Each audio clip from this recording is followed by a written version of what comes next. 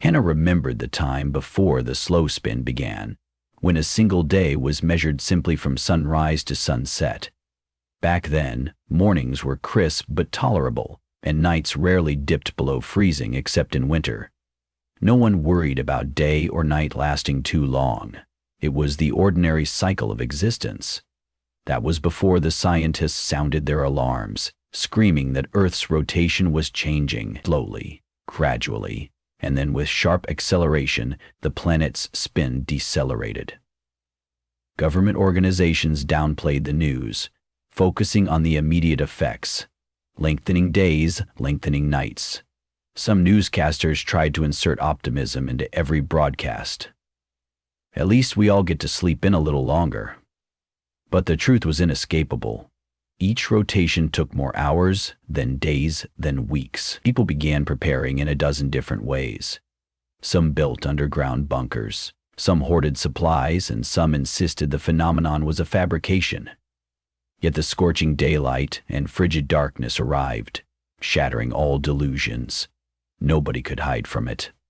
The first clue was how the sun lingered at the horizon long after it should have set, casting a crimson glow across the sky for hours. Children who used to be in bed by 8 o'clock would peer out the window at a world still partially lit, twisting their minds into confusion. The nights, when they finally fell, would stretch on and on. At one point, there were 3 weeks of darkness. With that punishing gloom came cold like nobody had ever felt outside Earth's polar regions.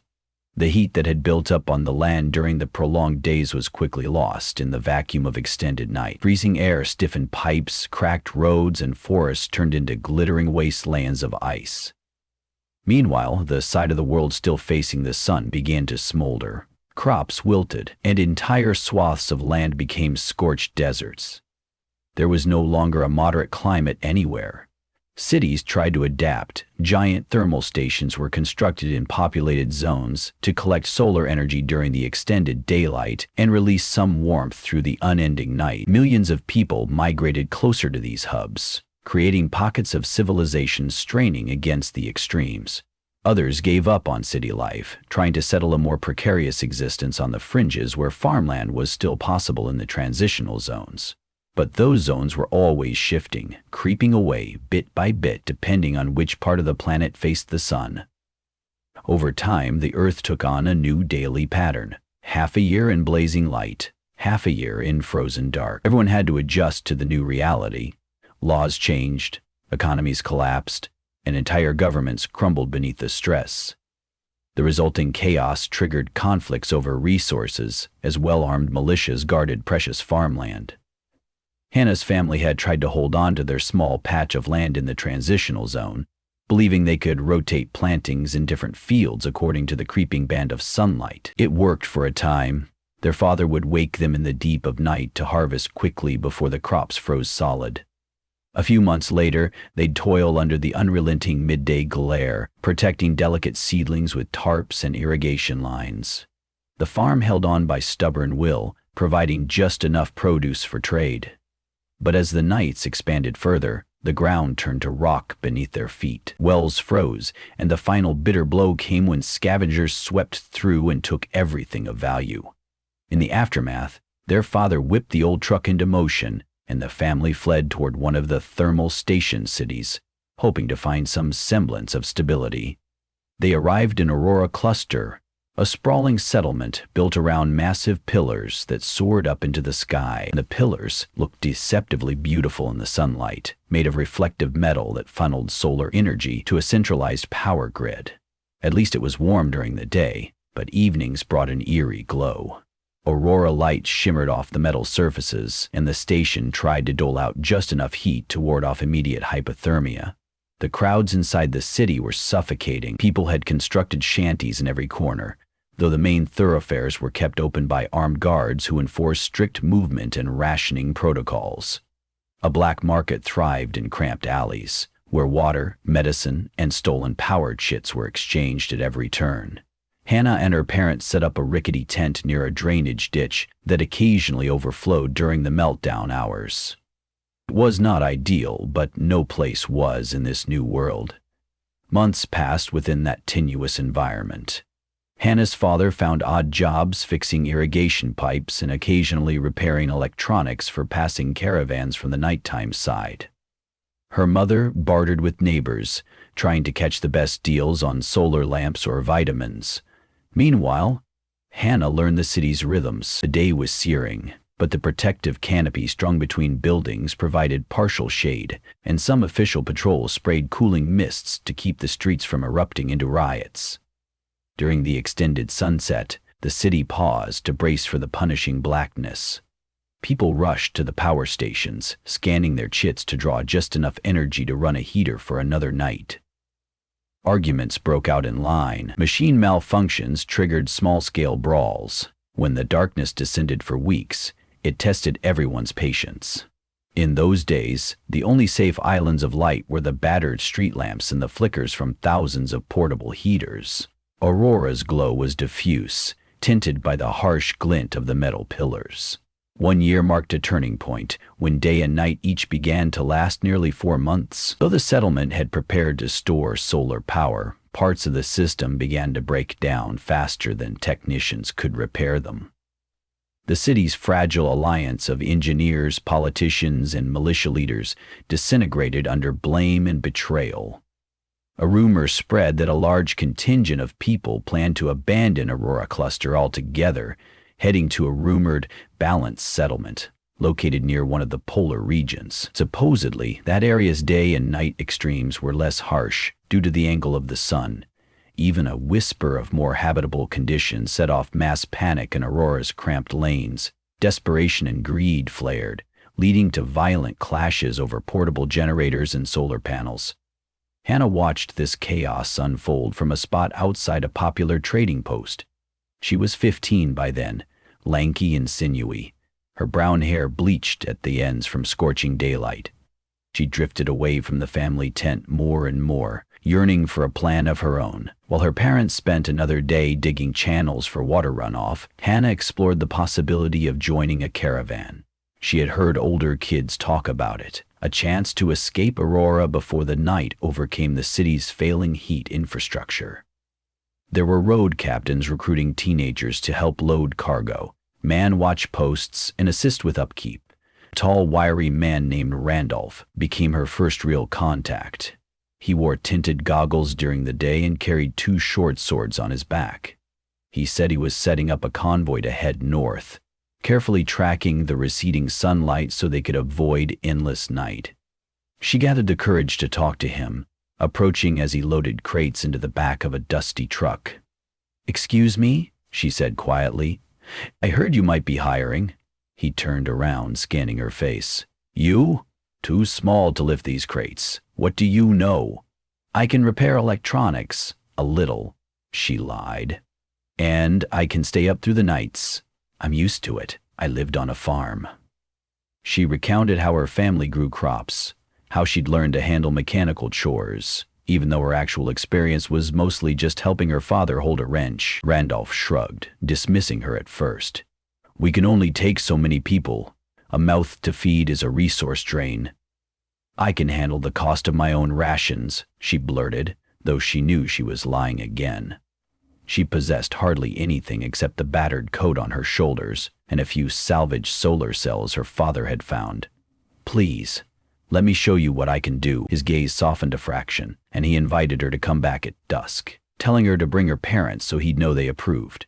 Immediately, Hannah's excitement turned sour. Her parents would never agree to let her join a caravan, especially with rumors of roving outlaws and sun-scorched wastelands. But she felt that if she stayed in Aurora, she would freeze to death in the next protracted night or watch her family starve in the next punishing day. She needed an alternative.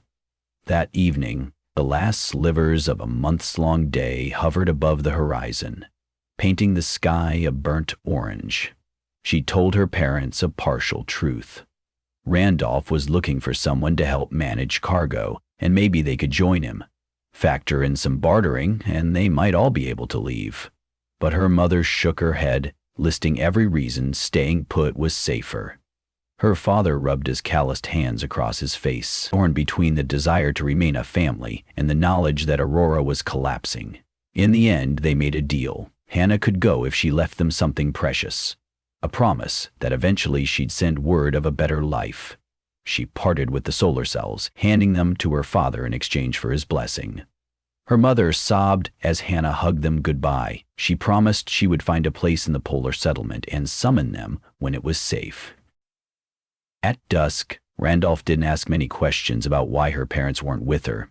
It was enough that Hannah arrived with a small rucksack and a determined look. He waved her onto the tail end of the convoy. A battered rover, half truck and half tractor, revved its engine. They traveled slowly through the roads, leaving Aurora, bypassing the clogged thoroughfares because people were fighting for every inch. Hannah held tight to the side rail, her heart pounding with anticipation. The orange glow softened into a deep purple twilight, and then darkness fell, enveloping the convoy. Without the settlement's flickering lamps, the darkness pressed closer. Stars shimmered, hinting at the vastness beyond their wounded planet. It would be weeks until sunrise on this side again. Hannah's job primarily involved scanning for signs of ice cracks in the road. The driver, a young woman named Zahara, relied on a camera feed that used infrared, but if the feed cut out, Hannah had to shine a spot beam ahead to spot hazards. It was tense work. Any misstep could sink the truck into a hidden pit and strand them. The nights were brutally cold, forcing everyone to wear multiple layers. Even with the rover's insulation, their breath crystallized. Sharing body heat was a necessity. Hannah found herself sleeping near 4 other teens in a cramped bunk, all of them huddled like puppies to stay warm. She hardly noticed the physical boundary lines anymore. Survival overshadowed modesty. Each morning in that extended darkness, they turned on the solar lamps and portable heaters, rationing power meticulously for the days, if one could call them days, until actual sunlight reappeared. After nearly 2 weeks of night travel, a hazy glow emerged on the horizon. The planet was rotating slowly, but eventually it brought the sun around again. That moment of seeing the first flickers of dawn after so many days of cold was surreal. The entire convoy erupted into cheers. The drivers accelerated, anxious to cover as much ground as possible while the temperature rose. But as the day spun onward, the temperature soared far beyond normal. The stifling heat forced them to stop mid-afternoon and hide beneath reflective tarps. Engines overheated and metal hulls blistered to the touch. Hannah felt her eyes sting, even behind the tinted goggles Randolph had gifted her. Sweat slid down her back, and the press of hot air made every breath an effort. Despite the punishing conditions, the group had to push forward. They hunted for any scraps of vegetation or fresh water, but found only cracked earth. Occasionally, the distant shimmer of a mirage tricked them into hoping there might be a lake. Every time, it turned out to be shimmering sand. One sweltering afternoon, the convoy came upon an abandoned settlement. The structures were half buried in dust. A battered church steeple jutted skyward, its metal surface glinting like a spike. They found rusted water pipes that had once led to an underground reservoir. Burrowing into the cool depths below, they discovered remnants of what had been stored. A large ceramic tank, still holding a small amount of drinkable water. Elation spread among them. Randolph's group carefully pumped out the water, measuring it into canisters for everyone. They also recovered some battered solar panels, slightly outdated but functional enough. Back at the trucks, they rigged the panels up to gather what solar energy they could to charge extra batteries. In the blazing heat, every watt was precious. Hannah realized the settlement must have once been a thriving outpost until the unstoppable extremes made it impossible to remain. She wondered how many such ghost towns were scattered across the planet, testaments to people's hopes dashed by nature's relentless shift. The tension in the convoy grew after they refilled water. They were nearing the rumored polar settlement, but rumors had a way of warping as they spread. Some drivers whispered that it was actually a fortress run by warlords. Others claimed it was a small paradise with sustainable farmland fed by glacial melt.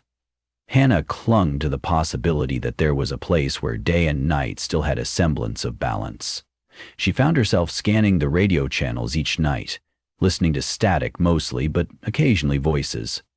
One snippet said, "We see survivors. Come north. Can't guarantee." Then it vanished. Another was a harsh laugh, or maybe just random feedback. Finally, after weeks of driving, the horizon took on a different shape.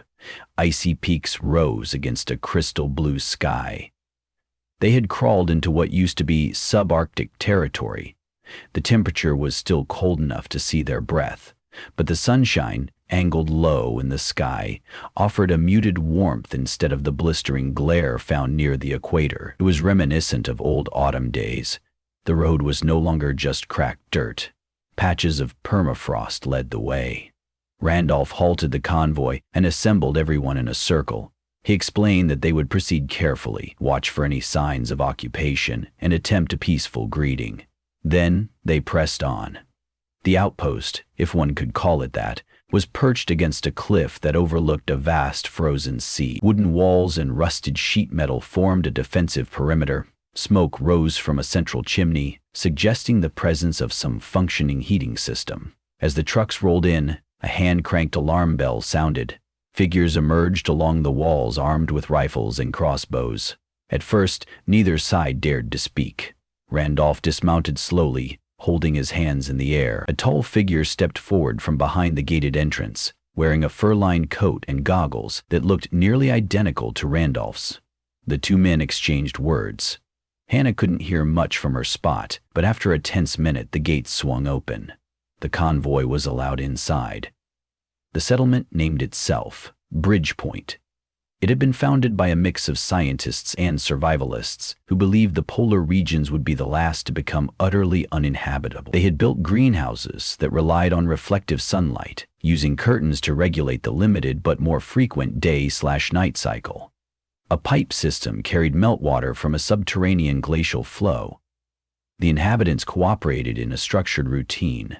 Everyone contributed labor, from maintenance of the greenhouses to gathering and melting ice for the water supply. There was an unspoken equilibrium here. The day never reached the searing intensity seen at lower latitudes, and the night never stayed so long as to freeze them to death. Their local star rose and fell at an oblique angle, giving them bursts of day and night in a pattern reminiscent of times past.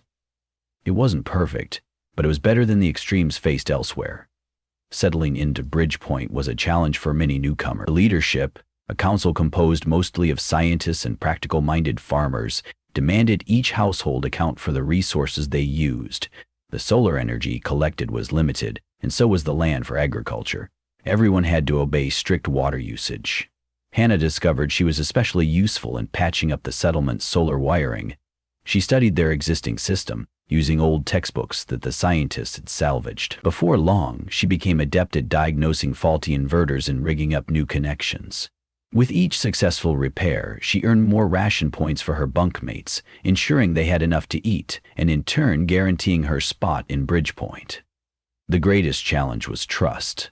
Over the first few weeks, several arguments flared as some in the convoy felt they were being shortchanged on rations or forced into the most dangerous tasks. Hannah encountered a different perspective when she visited the greenhouse, where an elderly botanist named Dana guided her through rows of carefully tended plants.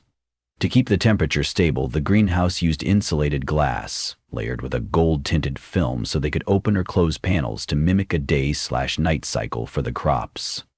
Dana explained that any overuse of power here might sabotage an entire season's harvest, making all the difference between survival and starvation. The precarious balance weighed heavy on Hannah's heart. She remembered her parents struggling on the farm to manage meager crops and how one misstep brought ruin. She saw the same delicate equation playing out again on a broader scale. This time, though, there was a community determined to keep it all running. As the months passed, the days gradually stretched longer. Still nothing like the scorching equatorial ones, but enough to notice the shift. Nighttime likewise stretched, and yet Bridgepoint had found a method to survive using carefully timed irrigation, partial solar collection, and well-insulated structures. Hannah wrote letters to her parents describing the settlement, urging them to attempt the journey if they could. She gave them instructions on which routes to follow and reminded them to watch for convoys heading north. She never knew if the letters reached them. The radio traffic was too chaotic, and couriers only traveled so far before turning around. Still, she held on to that hope. Some nights, she would climb an observation tower, stand atop it, and stare out at the dark horizon, imagining her parents might be looking to the sky too. A series of storms threatened Bridgepoint early in what was now year 3 of the slow spin phenomenon. Gale-force winds whipped across the frozen sea, carrying shards of ice that rattled against the settlement's walls with terrifying force. Some greenhouses collapsed, burying plants in twisted metal. The main pipeline froze over, restricting water flow. The battered defense walls shuddered under the onslaught. Teams scrambled to reinforce them, while inside, the hush of fearful waiting filled the corridors. A generator shorted out in the chaos, plunging a quarter of Bridgepoint into darkness. Hannah and a few engineers braved the raging winds to fix it, wearing multiple layers under thick protective suits. Gusts nearly swept them off their feet. They succeeded in patching the generator's wiring, though at the cost of mild frostbite for one of the engineers. That night, they collapsed from exhaustion, but felt a shared sense of triumph. In the face of nature's wrath, they endured. Over time, patterns emerged in the settlement's daily life. The morning might arrive in a swirl of wind-blown snow, or it might roar in with brilliant sunlight reflecting painfully off the frozen sea. People adapted fluidly, grateful for any type of day that wasn't lethal. They fished in the partially thawed sections of the ice sheet, discovering that certain species had adapted to frigid waters. They refined an aquaponic system in the greenhouse, reclaiming fish waste as fertilizing nutrients for crops. It was a delicate balance, but it was working. Bridgepoint had become a sanctuary, where the extremes of heat and cold were moderated by geography and human collaboration. Hannah felt herself grow and learn with each rotation. She was no longer the timid child who ran from Aurora's collapsing infrastructure. She found herself entrusted with major repair projects in the settlement, asked to weigh in on new ideas for storing solar power. She even helped craft a smaller-scale rotating greenhouse panel to match the gradual shifts in the sun's path. Though the planet's rotation continued to slow, the settlement endured by ceaselessly adjusting, and in that adaptability there was a measure of triumph.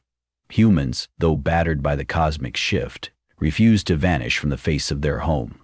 One late afternoon again, the term afternoon only loosely applied, she received startling news. A messenger arrived, frost crystals outlining his hood, saying a small caravan was spotted at the outskirts of the settlement.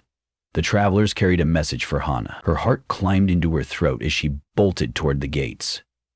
Wrapped in old scarves and hats, two thin figures stood next to a small makeshift sled. She recognized them instantly, their exhausted expressions worn, but still familiar. Her father and mother had somehow found their way across hundreds of miles of battered terrain to Bridgepoint. Tears stung Hannah's cheeks as she ran to them, ignoring the biting wind. They fell into a huddle of embraces, their words tumbling out in half-formed sentences. The drought in Aurora, the meltdown that flooded entire neighborhoods, the exodus that saw half the population migrate away. They had joined a small group traveling north, hoping the rumors of a safer place were true. That hope led them here. In the days that followed, Hannah's parents began to recover. Their skin was patchy, half sunburned, half frostbitten, but they were alive. The settlement council offered them a modest alcove near the greenhouses and found tasks suited to their old farming hands. Reunited, Hannah felt a reassurance she hadn't known she needed. The extremes still raged beyond the settlement walls, scorching days elsewhere, nights so cold that metal shattered if struck. Yet within Bridgepoint, there was a persistent will. People shared knowledge and resources, measuring each precious seed and gallon of water. They learned to read the planet's new rhythms, preparing for each new slow rotation, always with watchful eyes on the shifting horizon. Even as the spin slowed further, even as the day threatened to stretch into months once again, they had found a fragile pocket of normalcy. It wasn't a perfect life, nor was it guaranteed. Yet in that precarious space, each dawn felt like a silent promise of survival. They balanced between blazing sunlight and endless night, neither wholly consumed by day nor lost in darkness. It wasn't the life Hannah once knew, but it was enough. Each daybreak, she rose with the uncertain sun, determined to preserve this last foothold of hope for as long as the world continued its slow, unsteady spin.